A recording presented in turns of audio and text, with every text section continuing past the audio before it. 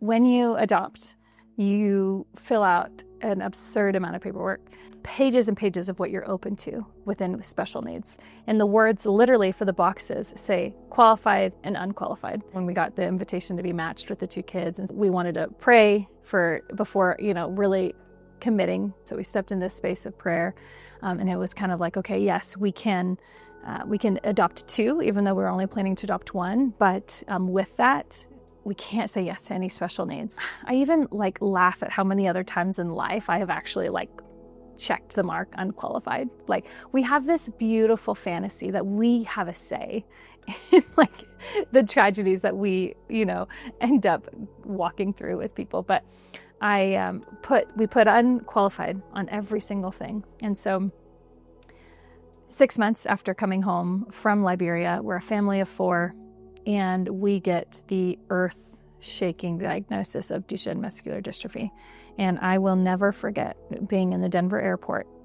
And when the doctor called and confirmed, it's Duchenne muscular dystrophy. His genetics, his genetic mutation, it's neuromuscular disease. He'll, eventually lose his ability to walk, and it attacks the heart. And, we hope that he'll live, past his teens and his 20s. And I remember him saying there's even one boy that went to college. And I remember being like, no, I am hearing, you just instantly go into denial. And I remember thinking, you have no idea what it took to get here. And you don't know that I put unqualified on my paperwork to do this. And so God would not do this. No.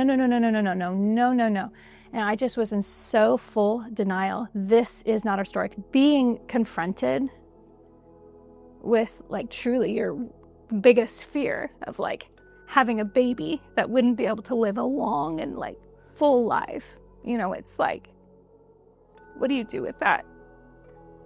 You have this idea of I hit my suffering quota. I've been through enough, Lord. Thank you, but no.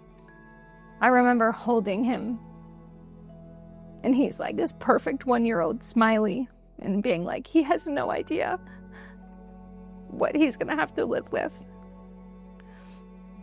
And I have no idea how to hold someone with the pain that I don't know anything about. I had this idea of we were going to adopt and we were going to become a family, and that was it, ta-da.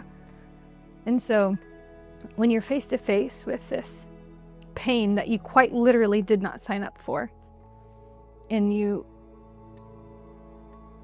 it's very disorienting, and it's very lonely. Having a child with a neuromuscular disease, having a child with Duchenne muscular dystrophy, having a child that requires so much of me, as hard as it has been such a crucible to truly know Jesus.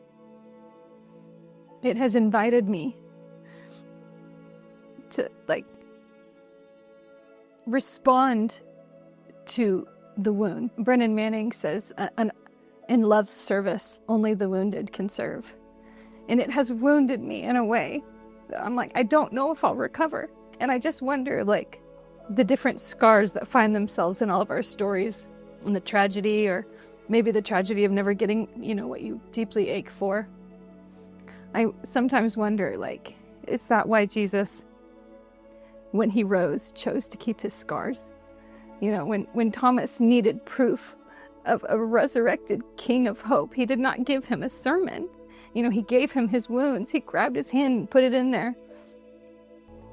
And then Jesus proceeds to say, you believe because you've seen. Blessed are those who have not seen and believe. And I just wonder the type of hope that rises up in people that believe despite what they see, despite the healing that's occurred, despite the marriage that hasn't happened, or the baby that hasn't birthed, or the just, any disappointment, despite the thing you want so badly. Blessed are those who have not seen and believe. And it changes the way that you walk with your wounds. This very open, gaping, and that's what grieving with God does. It transforms whether the wound is going to scar in bitterness or in beauty. And when we invite Jesus into our grieving, That's what distinguishes whether it scars in beauty or in transformation. And you know, all the pain, it's so real, but what the beauty about grieving with Jesus is that it doesn't remove them, but his wounds accompany them. And so I just wonder if all of the unanswered prayers and all of the, you know, delayed dreams and the stagnant desires, I just wonder if that wound and that scar could like tell a story of the kindness of a God who has not left.